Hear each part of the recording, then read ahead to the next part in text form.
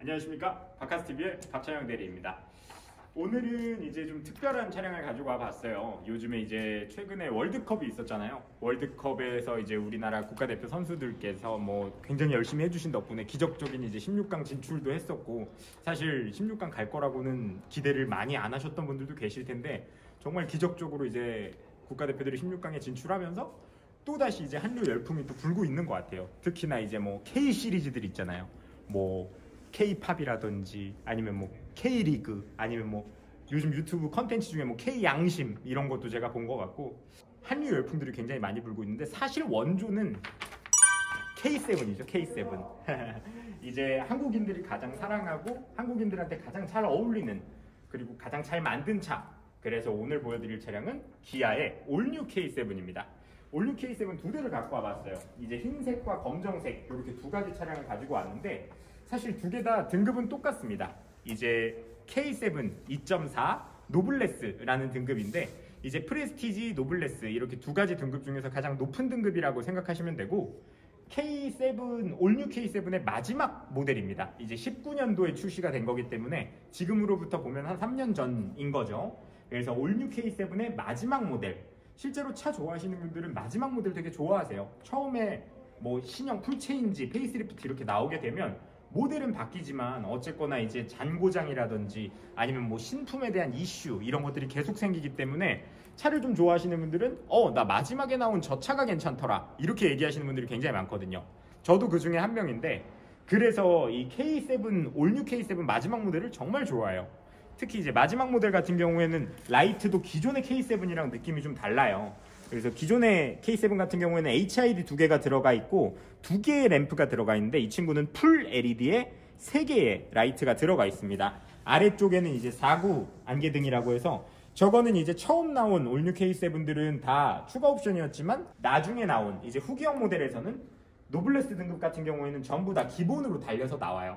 그래서 이제 크롬 장식들이랑 3구 라이트, 4구 안개등 이런 이제 조합이 나오게 되는 건데요.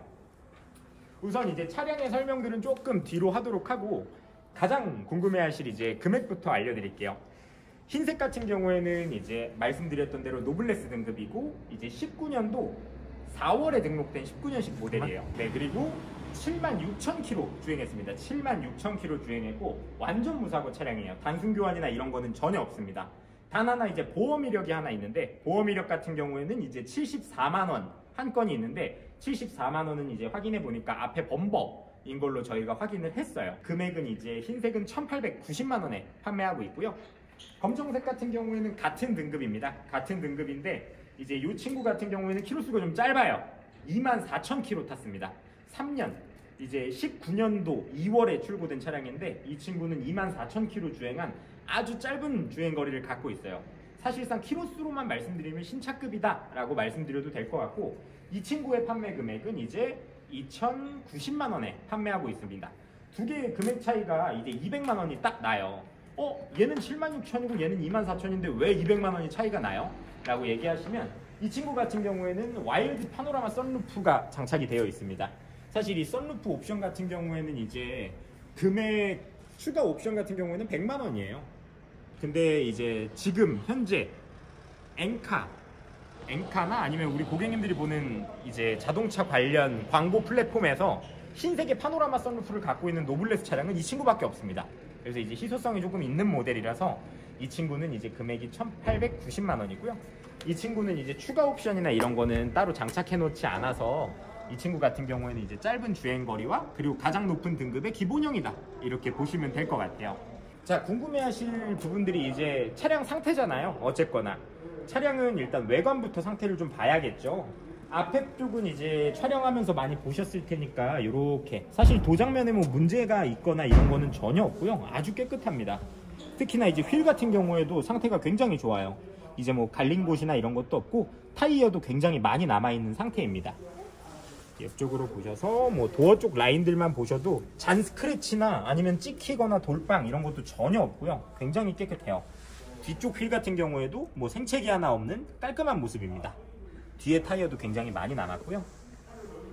또한 이제 뒤에 휀다부터 범퍼까지 이렇게 쭉 이어지는 라인에서도 사실 뭐 티끌 하나도 뭐 생채기 하나도 없는 것 같아요. 실제로 이런 화면들을 좀 잘 보여드려야 되니까 보시면 깨끗합니다. 아주 매끈매끈하고, 네, 이런 식으로 외판이 깨끗하게 좀 관리가 잘 되어 있다, 이렇게 보시면 될 것 같고요. 여기 뒤쪽 휠까지도 한번 보여드릴게요. 네, 상태가 굉장히 좋죠. 네, 이런 식으로 되어 있습니다. 실내를 한번 살펴볼까요? 자, 실내로 들어와 봤습니다. 우선 올뉴 K7 노블레스 등급에는 어떤 옵션이 들어갑니까? 제일 좋은 옵션인데 라고 얘기하시는 분들이 많아요. 기본적으로 이제 올뉴 K7 같은 경우에는 여기 드라이브 와이즈가 기본으로 들어가 있어요. 보시면 이렇게 앞 차량이랑 차량 거리를 유지해주는 스마트 크루즈 컨트롤이 들어가 있습니다. 이제 기아 자동차에서는 드라이브 와이즈라고 하는 기능인데 이 기능이 들어가 있고, 이쪽 옆에 보시면 차선 이탈 보조 기능이 있고요. 그리고 측후방 충돌 방지 기능이 있습니다. 이런 옵션들이 이제 기본적으로 들어가 있는 모델이 이제 노블레스 등급이고, 옆쪽에는 이렇게 메모리 시트가 들어가 있습니다. 시동을 한번 걸어 볼게요. 단순히 이 옵션만 있느냐? 그건 아니에요. 사실 여기 안쪽에 보시면 기본적으로 무선 충전이 들어가 있어요. 이 무선 충전은 이제 노블레스 등급부터 들어가는 겁니다. 핸드폰 간단히 올려놓으시면 이런 식으로 무선 충전이 된다, 이렇게 보시면 될 것 같고, 프레스티지 등급 같은 경우에는 여기 통풍 시트도 동승석 같은 경우에는 추가 옵션이에요. 근데 지금 이 차량 같은 경우에는 운전석, 조수석 전부 다 통풍 시트 들어가 있고, 열선은 기본으로 들어가 있고요. 당연히 핸들 열선 들어가 있고요. 또한 이 친구는 컴포트 패키지가 들어가 있기 때문에 뒷좌석 블라인드나 아니면 맨 뒤에 뒷유리 이제 블라인드가 있어요. 전동식 블라인드가 이런 식으로 있는데, 이건 만약에 후진 기어를 넣게 되면 자동으로 내려갑니다. 네, 이런 식으로 자동으로 내려가게 되고, 후방 카메라 화질도 굉장히 좋은 편이에요. 이런 식으로 깔끔하게 보여지기 때문에 실제로 운전자분들께서도 네, 조금 편하게 주차를 하실 수 있을 것 같아요. 그리고 이제 기본적으로 이제 내비게이션 들어가 있죠. 내비게이션 같은 경우에는 정품 내비가 일단 들어가 있고, 사실 정품 내비가 좋은 게 옵션으로는 좀 비쌀 수도 있지만 잔고장도 없고 일단 굉장히 조작하기가 간단해요. 그래서 이제 국내 차량들 내비를 좋아하시는 분들이 굉장히 많고요. 가죽 시트 같은 경우에도 이제 기본적으로 이렇게 가죽이 들어가기 때문에, 천연 가죽이 들어가기 때문에 앉았을 때도 조금 착좌감이나 이런 것들도 굉장히 좋은 것 같고요. 그리고 말씀드렸던 이제 파노라마 선루프,